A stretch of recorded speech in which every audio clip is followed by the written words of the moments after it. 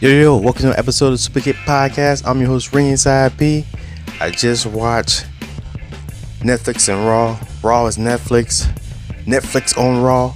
With Raw on Netflix, I mean, you know what it is, yo. We're gonna get into it, man. What did you guys think about it before we get started?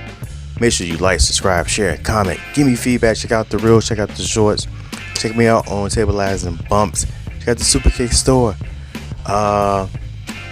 Man, my first opinions and just feelings about seeing Raw on Netflix after all this time of being on the USA Network or just on cable TV. Like the mat, all the sponsors is crazy on the mat. They're gonna take some time getting used to it with that.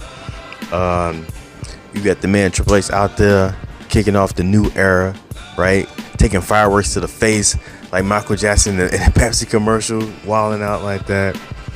Then we get this pause, bright white light all across the screens and stuff like that. And man, that arena, that stadium, yo, that's dope.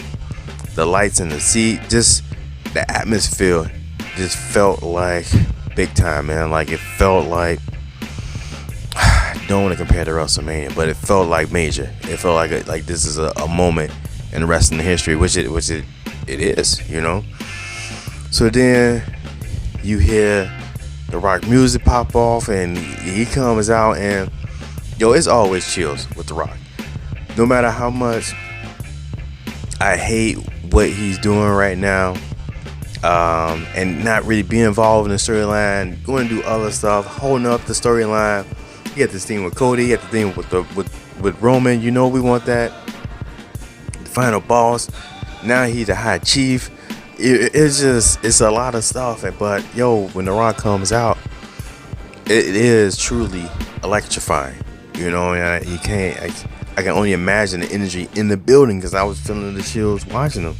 You know, so it's like watching him, and then it seemed like he wasn't in character. It's the Rock. I'm looking for the final boss.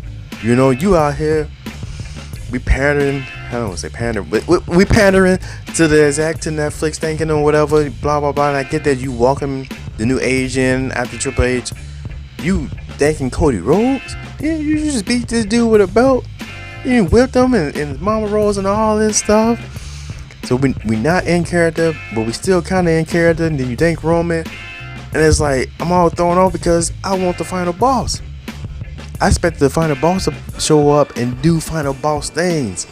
To show me that you on the board of TKO and that you run this and you gonna do whatever you want to be the top of the food chain, that high chief. But maybe this is a little previewing because like they made an emphasis to point out the high chief stuff. So at some point that's gonna have to play a part in what's going on, right? And as we watch the matches, we get to and before I even get to the matches, why didn't you shave, Rock? Why didn't you come out and shave? We on Netflix, baby. This is Monday Night Raw on Netflix, and you didn't shave your face? What are you doing, Rock? What are you doing, man? So now we get in the first match of the night, which is, it makes sense because I feel like that's what kind of WWE does, right? If you got two kind of main events like matches, they always have one kick off the show, and then you have whatever you really want to be the main event to end the show. But let me tell you this. I think I would have preferred this match at the end of the show, because this Solo Sikoa versus Roman Reigns in tribal combat for the title of Tribal Chief, this match here was WrestleMania like. This was WrestleMania excuse me, WrestleMania 40, WrestleMania 39. Like this was that between these two. We got Roman coming out in some custom Kobe's. Dude, I'm back with Super Kicks of the Week. That's Roman Reigns, baby. All day, the custom Kobe's, I need those. You got the Kobe shoes, we got the Roman logo on the toe of the shoe. Like, it's just crazy. Like, and I was so used to him rocking Jordans. But, I mean, maybe he is Jordan, but it is LA. So it's Kobe, LA makes sense now when you do the science, right? But those were dope. So man, that's my superstar with the Superkick Roman Reigns. And I mean, he also about to be nominated, win some more stuff for the night, right? Solo looking good out there. I want to say, to me, this is probably one of the best matches I feel like I've seen Solo, because he had a good match against Cody Rhodes, and that's still cage too. But you get to hear the trash talking from Solo, personality from him. Like, I was liking that so much. Those are real chair shots that we were seeing, like nothing like in the Women's War Games where Nia Jax is hitting people in the head with the chair like Hulk Hogan, little tap out. No, they land these chair shots in, these candlesticks, whipping them. Yo, it was just a good match. And then you see Solo, he got the chip in his tooth like he old school Nas. Just, I don't know, man. I was just really loving this match. And then you knew at some point the shenanigans was gonna pop off. We done had chairs, we done had tables, we had the candlesticks, we had the steel chair, we done had stuff with the announce table outside. So it's tribal combat, pretty much bloodline rules, really, or just no DQ match, right? They're all the same. So then you got bloodline 2.0 come out, Tama Tonga pulled the ref out. You got Jacob Fatu, Roman can't deal with him, and then with the moonsault, the super kicks, and then you got the original bloodline, Sammy and Jimmy come out to help Roman Reigns. And I'm like, man, there's just so much stuff going on, and I'm still waiting for The Rock.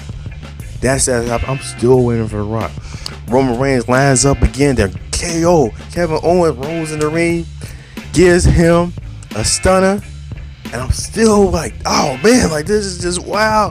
And then if KO popping off up in there, Cody Rhodes gotta come out. Cody Rhodes come out, runs off Kevin Owens, and I'm still waiting for The Rock to come out. Still no Rock. And I'm like, man, Roman hit the spear. 1, 2, 3. I don't want to say the new tribal chief, because he's always been the tribal chief, the original tribal chief, the only tribal chief. Roman Reigns, he's back with the Ulufala. Man, and then I'm still waiting for the turns. I'm thinking like Paul Heyman's going to turn during the match at some point. He didn't turn. But after the match, I'm like, man, a turn gotta happen, right? I'm all coughing up. We were waiting for Paul Heyman to put the Ulufala on Roman, and it's taking the time, and then we see The Rock in the background coming down the aisle, and I'm like, oh, he can turn. The turn is coming. The heel turn is coming. Rock is gonna stab Roman in the back. Paul Heyman's gonna hit him in the nuts, and that's gonna be it. And then Rock get the Ulufala from Roman. I'm like, yep. Here come the low blow, Paul Heyman, and he puts the Ulufala on Roman, and I'm still waiting. Roman put up the ones. I'm still waiting for nothing, no turn. And I'm like, maybe it's just like, man, we didn't get y'all too much. Y'all might just spontaneously combust if we hit you with the Rock turn too. On top of everything we just gave y'all, enjoy Roman Reigns now being anointed again. And that makes sense, because when Roman first got the Ulufala, it was from the elders, his dad, his uncle, and now they get it from the high chief, The Rock. I get that. That makes sense. So now The Rock anoints Roman Reigns as a tribal chief again. But it's like, yo, when are we getting this Rock turn? When are we getting this Rock turn? Rock is over here parlaying and kicking with Cody Rhodes, and you having drinks and dapping them up, and it's like, what? When are we getting the Rock turn? Where's the final boss? Like, I tuned in to Netflix to partially see the final boss, but we ain't get it. But man, what I want to know is, what did you guys think about Roman Reigns versus that Solo Sikoa tribal combat? That match alone, man, I felt that could have been the main event of the night, but it wasn't. But it was a great way to kick off the show, right? Get into John Cena, farewell to. We knew he was kicking off today. I thought he might be gonna have like a open challenge or just an impromptu match, but they're talking in John Cena, man, like he's always been great on the mic.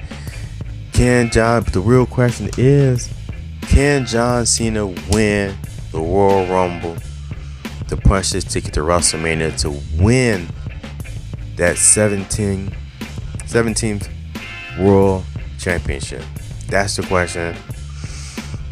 Excuse me. I feel like it's possible.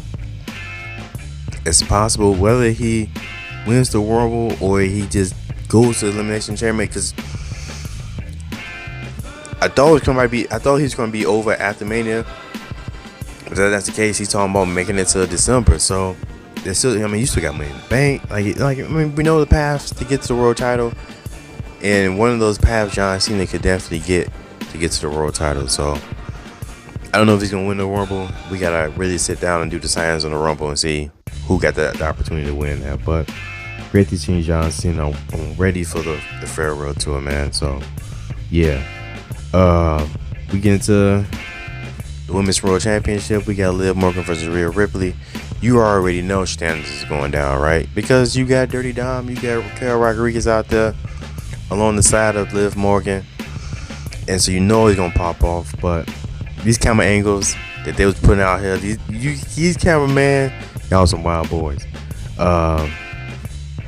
Watching the match, I'm like, yo, I see Rhea Ripley hit a slide through the legs to hit a riptide. I'm like, dude, like that could have been a finish of the match. Not at that point, but at some point, if she would have did it at the end of the match, that would have been great, right? That was wild.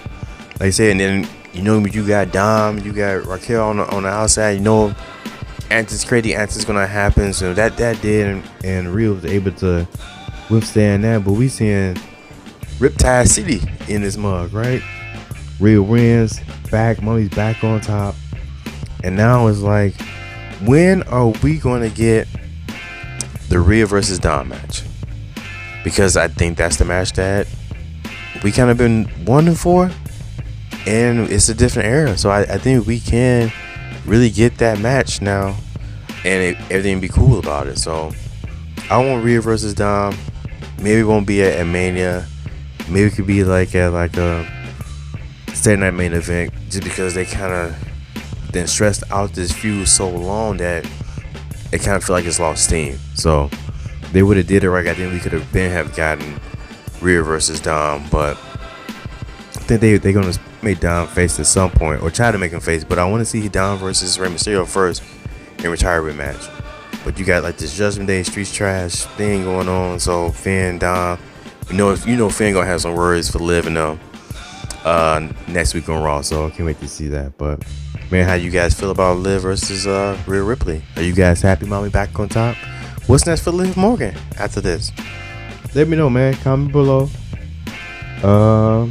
We had Taker come out with Rhea, and let's take her, man.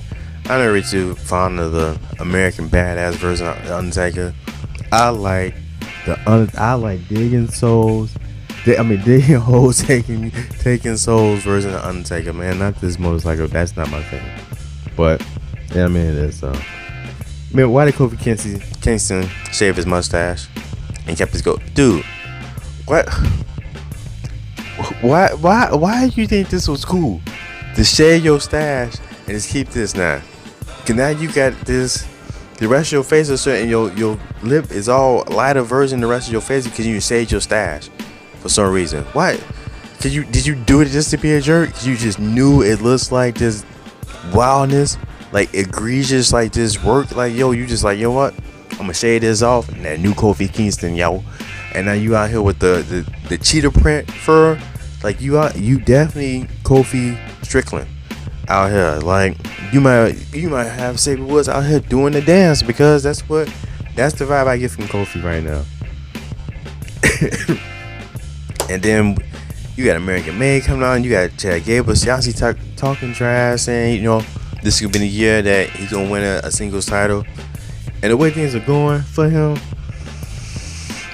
I don't know, man. I don't know if that ship has sailed. I don't know if it don't even mean the same or whatever. But he talking about he don't worry about fighting any luchador. So they know they got Penta in the back waiting. It's Penta versus Gable next week on Monday Night Raw, y'all. That's what we got. We proceed to the next match of the night. Jey Uso versus Drew McIntyre. We know Jay is 0-5 against Drew McIntyre. You got Travis Scott coming out with Jey Uso. Travis Scott, man, what you doing, man? Why are you doing what you doing on Monday Night Raw, man? Like, why is that needed? Huh? Why is that needed? You know what you on right now, but we gonna yeet though. We gonna yeet through it. And that's what we did. You got Pat McAfee making comments about the stage burning out there. You got Michael Cole having a great time. You got the crowd going nuts out there in LA, yeeting nonstop. We should have even went to commercial. We should have just yeeted for another like 10 minutes straight until it was time for Drew McIntyre to come out. Like, because the energy out there. And I was like, man, are we burying the yeet movement or are we trying to propel it again? And it seems like we might be getting behind the yeet movement again as we watch the match. Like, Jey Uso is some more Sami Zayn, man. Like, takes a ton of punishment, is resilient, and pushes his way through. Pays possum, and as we watched in the match, we getting Jay chants, we getting Drew chants, and it's time to push the button on Drew too, by the way. But I like how this match ended. We can't keep burying Jey Uso against Drew McIntyre. We can't bury the yeet movement. So we let Jay pay possum, get the crucifix pin 1, 2, 3, and slides about that ring, man. Jey Uso, man, with his first victory against Drew McIntyre, and let's clap it up, man. And now we just yeet to another way we can celebrate but in a yeet fashion, right? So I love that. You got this old dude come out, Hulk Hogan. Kelly shows some love. Yeah, boo him, brother. Boo this man who can't even rip his shirt. I'm not an expert in ripping shirts. You know what? I don't even think I ever really ripped a shirt off for no reason at all. That's not. I like my shirts. I like to keep shirts. Why would I just rip shirts? So, but as a dude who's been ripping his shirt for 70-something years, now you can't rip your shirt all the way off. Now it's just hanging like it's just a diaper.